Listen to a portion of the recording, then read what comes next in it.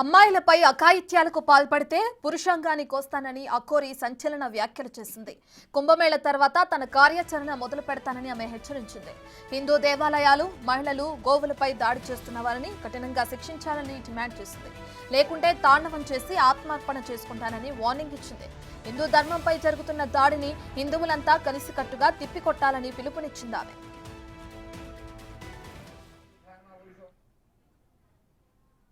హిందువులు ఎవరు కూడా ఏకం అవ్వట్లేదని నేను నా వంతుగా నేను ఇప్పుడు కార్తీక మాసంలో కూడా 2-3 పూజలు ఉండి కూడా నేను వాటిని కొద్దిగా వేరే ఇంకా తెలంగాణలోనే చేద్దాం, అదే పూజ లేదు అని ఇక్కడికి వచ్చి నా వంతు నేను ఎక్కడైతే గుళ్ళు ధ్వంసమైందో అక్కడికి వచ్చి నా వంతు నేను చేశాను పూజలు. నేను ఇదే ప్రజలకు కూడా కానీ తెలంగాణ ప్రభుత్వానికి ఇదే చెప్పబోతున్నాను. అందరం కలిసికట్టుగా మన ధర్మాన్ని కాపాడుకుందాం, ఆడపిల్లలను కాపాడుకుందాం, గోహత్యను ఆపుదాం. ఈ 3 జరగని పక్షంలో నా వంతు నేను తాండవం చేసి ఈ దేహాన్ని కూడా వదిలిపెట్టబోతున్నాను. ఎందుకంటే ఎంత హెచ్చరించినా సరే ఎవరు మేలుకోవట్లేదు. ఎందుకు హిందువులందరూ ఏకం అవ్వట్లేదు, స్పందించట్లేదు అనేది ఒక చిన్న నా ఈ మీడియా పరంగా కూడా చెప్తున్నాను. ఇప్పటికైనా కఠిన చర్యలు తీసుకోండి. ఎవరైతే ఆ గుళ్ళు ధ్వంసం చేసిన ఎక్కడున్నారో ఏమున్నారో వాళ్ళు అసలు ఎక్కడుంటారు, వాళ్ళకు ఏమైనా శిక్ష చేసినా లేదా ఏ ప్రజలకు కూడా అసలు ఇప్పటివరకు తెలియదు. ఎందుకు ఇట్లా చేస్తున్నా, నేనే ధర్నా చేద్దాం అనుకున్నా, కానీ ఈ కార్తీక మాసం పూజల వల్ల అఘోరులు కూడా చాలామంది వస్తున్నారు. మేము ఆ పూజలు ఉన్నాయి దానివల్లనే నేను ఇంకా ఏం చేయలేకపోతున్నా. ఇదంతా అయిపోయిన తర్వాత కార్తీక మాసం తర్వాత నేను మళ్ళీ ఎక్కడైతే ఆ గుళ్ళు ధ్వంసమైందో అప్పటి వరకు కూడా స్పందించకపోతే నా వంతు నేను ఇంకా చాలా పెద్ద ఎత్తున పోరాటం చేయబోతున్నాను. నేను స్వయంగా తెలుసుకున్నాను. ఇంకా చాలామంది ఉన్నారు, అందరి దగ్గరికి కూడా వెళ్ళబోతున్నాను. చాలా పెళ్ళిళ్ళు చేశారు, ఇంకా చాలా ఎన్నో సేవలు చేశారు, పిల్లలకు కూడా సేవ చేశాను. ఎంతో సేవ చేసింది కాబట్టి నేను చాలామంది హిస్టరీ నా దగ్గర ఉంది, అందరికీ కలుస్తాను.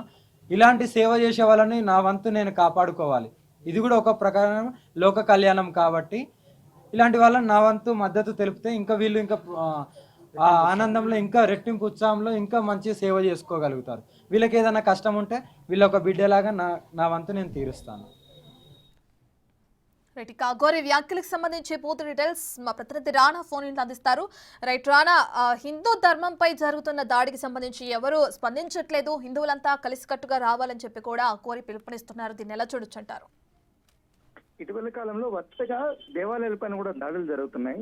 దాడులు జరుగుతున్నప్పుడు ఎవరిని అరెస్ట్ చేశారు, ఏం జరుగుతుంది, ఎటువంటి చర్యలు తీసుకున్న దానిపై కూడా ఒక ఇన్ఫర్మేషన్ అనేది ఎవరికి లేదని కూడా అఘోరి ఇవాళ చెప్పింది. అయితే చాలా రోజుల తర్వాత హైదరాబాద్కు వచ్చారు. చైతన్యపూర్లో ఉన్నటువంటి మొగలుపల్లి ఉపేందర్ గుప్తా ని కలవడానికి ఆమె వచ్చారు. వచ్చిన తర్వాత ఆయన చేస్తున్న సేవా కార్యక్రమాలు అవన్నీ కూడా చూసి ఆయన్ని అభినందిద్దామని, ఇలాంటి సేవలు చేసే వాళ్ళందరినీ కూడా కలుస్తానని కూడా ఆమె చెప్పిన నేపథ్యంలో అక్కడ కొన్ని సంచలనమైన వ్యాఖ్యలు చేయడం జరిగింది. ఎందుకంటే ఇటీవల కాలంలో హిందూ ధర్మం పైన, హిందూ దేవాలయ పైన దాడులు చేస్తున్నారు కాబట్టి అలాంటి వాళ్ళని ఖచ్చితంగా కూడా అతి త్వరలోనే ఒక పురుషాంగాన్ని నేను కోసి ప్రజల సమక్షంలో నడు రోడ్డుపై నేను ఆ పని చేయబోతున్నాను, దానికి రెడీగా ఉన్నారంటూ కూడా ఆయన చెప్పడం జరిగింది. తర్వాత కుంభమేళ తర్వాత తన కార్యాచరణ మొత్తం కూడా నేను ఉధృతి చేస్తాను, మొత్తం ఇరు తెలుగు రాష్ట్రాల్లో కూడా నేను తిరుగుతానంటూ కూడా ఆమె చెప్పిన నేపథ్యం కనపడుతుంది. తర్వాత దాంతో పాటు ఈ హిందూ దేవాలయాలపైన కానీ, మహిళల పైన కానీ, గోవుల పైన కానీ ఈ మధ్య కాలంలో ఎక్కువగా దాడులు చేస్తున్నారు కాబట్టి వారిని కానీ కఠినంగా శిక్షించుకోకపోతే నేను ఇంకా ఫైనల్ డెస్టినేషన్ గా తాండవం చేసి ఆత్మార్పణ చేసుకుంటున్నానని కూడా ఆమె భయపెట్టినటువంటి నేపథ్యం కాబట్టి ఈ వ్యాఖ్యలు చేసుకున్న నేపథ్యంగా ఇప్పుడు ఒక సంచలనంగా మారింది. ఇంకోటి అఘోరి యొక్క మానసిక పరిస్థితి, అఘోరి ఎందుకు ఇలాంటి వ్యాఖ్యలు రెచ్చగొట్టే విధంగా చేస్తున్న దాంట్లో కూడా ఇప్పుడు కొంతమంది సంఘాలు కూడా నిలదీస్తున్నారు. అయితే నిరసన వ్యక్తం చేయడం కానీ, దేవాలయ పరిరక్షణ కోసం కానీ వేరే పద్ధతులు ఉంటాయి కాబట్టి, కానీ ఇలాంటి చచ్చిపోతాననేసి గతంలో కూడా పెట్రోల్ పోసుకోవడము, తర్వాత పురుషాంగాన్ని కోస్తాననే దానిపై కూడా ఇప్పుడు ఖచ్చితంగా పోలీసులు అనేది అలర్ట్ అవుతారు. అఘోరి చేసినటువంటి ప్రతి కార్యక్రమం పైన కూడా ఆంక్షలు అనేది ఉండబోతారంటూ కూడా ఆ సన్నిహితులు అయితే చెప్తున్న నేపథ్యం. అయితే హిందూ ధర్మ పరిరక్షణ కోసం, మహిళల కోసం కూడా నేను కట్టుబడి ఉంటాను, సేవా కార్యక్రమాలు చేసినటువంటి వారందరినీ కూడా నేను అభినందిస్తూ వారందరినీ కలుస్తాను. ఏదైతే ఈ కార్తీక మాసం అయిపోయిన తర్వాత నా కార్యక్రమాలన్నీ కూడా పెద్ద ఎత్తున నేను ఉధృతం చేస్తాననేసి కూడా ఆమె చెప్పినటువంటి పరిస్థితి. Right, thank you Rana.